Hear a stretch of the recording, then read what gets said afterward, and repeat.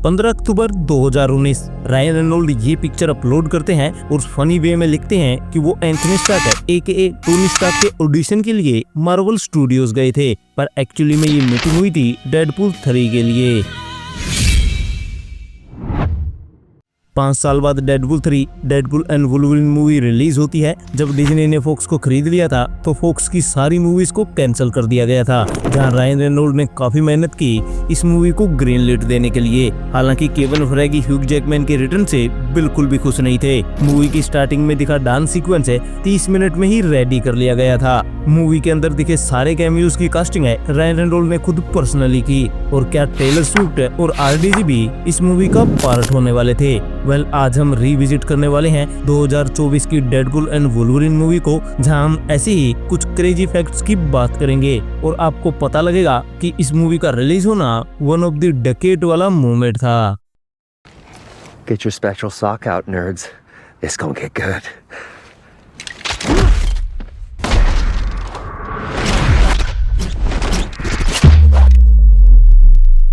तो ये मूवी 26 जुलाई 2024 को रिलीज हुई। इस मूवी का बजट $300 मिलियन का था, जिसने वर्ल्ड वाइड $1.3 बिलियन की कमाई की। ये तीनों डेडपूल मूवी में सबसे ज्यादा कलेक्शन था। इवन एक्समैन की जितनी भी मूवीज है उनमें ये पहली मूवी बनी जिसने 1 बिलियन को क्रॉस किया। शॉन लिवाई ने इस मूवी को डायरेक्ट किया। इन्होंने इससे पहले एडम प्रोजेक्ट है और फरीगाए रायन रेनॉल्ड के साथ बनाई थी।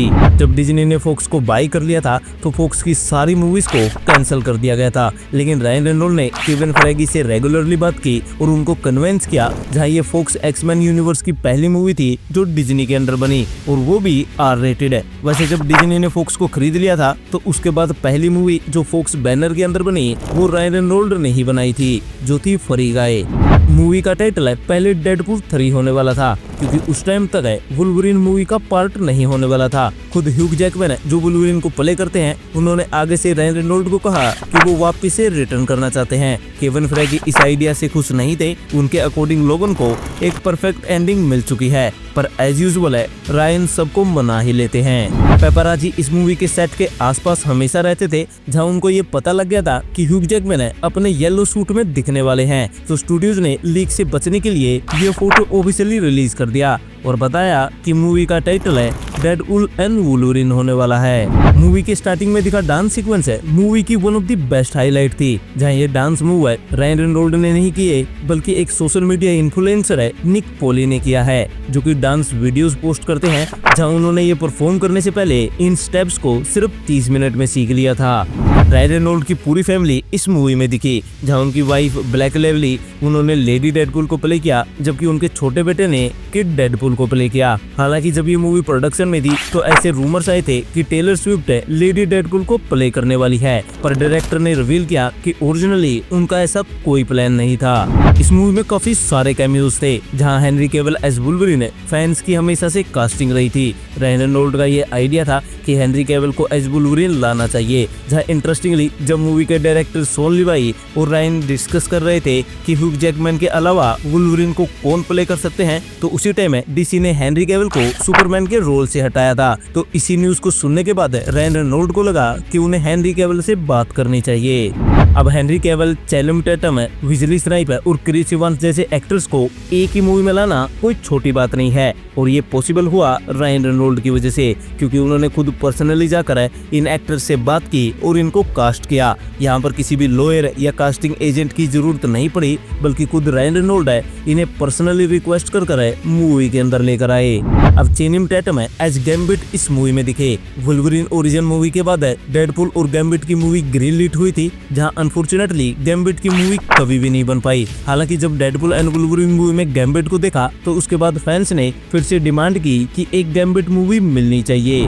एमा कोनिन ने एज विलन कैसेंड्रा नोवा को इस मूवी में प्ले किया, जहां उन्होंने बताया कि उन्होंने अपने रोल के लिए सर पैट्रिक स्टूडवेड और जेम्स मकोए के काम को देखा। साथ ही उन्होंने डिटेल्स, बिहेवियर और डायलॉग्स तक पर ध्यान रखा, क्योंकि मार्वल फैंस छोटी छोटी डिटेल्स पे ध्यान रखते हैं। जहां उनकी एंट्री व्हील चेयर पर होगी, ये उन्हीं का आइडिया था।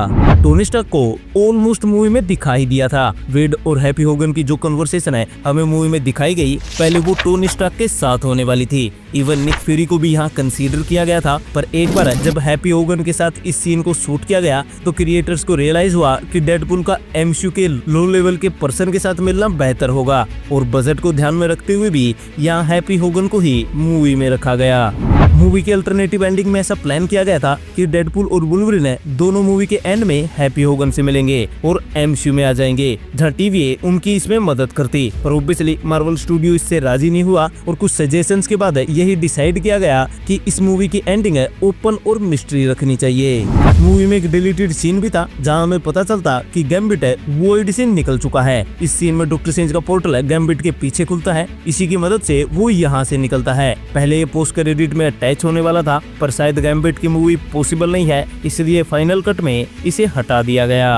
अब ये थी कुछ क्रेजी डिटेल्स और facts Deadpool and Wolverine movie से। इस मूवी ने फैंस को वो फैन सर्विस दी जो लिटरली फैंस भी इमेजिन नहीं कर सकते थे। ह्यूमन टॉर्च, वो भी क्रेजी वंस वाला, वुल्वरीन की कितने सारे वेरिएंट्स है, हेनरी कैविल इन मार्वल है, ब्लेड, गैम्बिट और भी बहुत सारी चीजें इस मूवी को बेस्ट डेडपूल मूवी बनाती है। और साथ ही हमें ये भी उम्मीद मिली कि जब स्टोरी की नीड होगी तो मार्वल आर रेटेड भी बन सकता है, जहां अब हम ये उम्मीद लगा सकते हैं कि हमें एक डार्क और सीरियस है जैक स्नाइडर स्टाइल है अवेंजर्स मूवी भी मिल सकती है।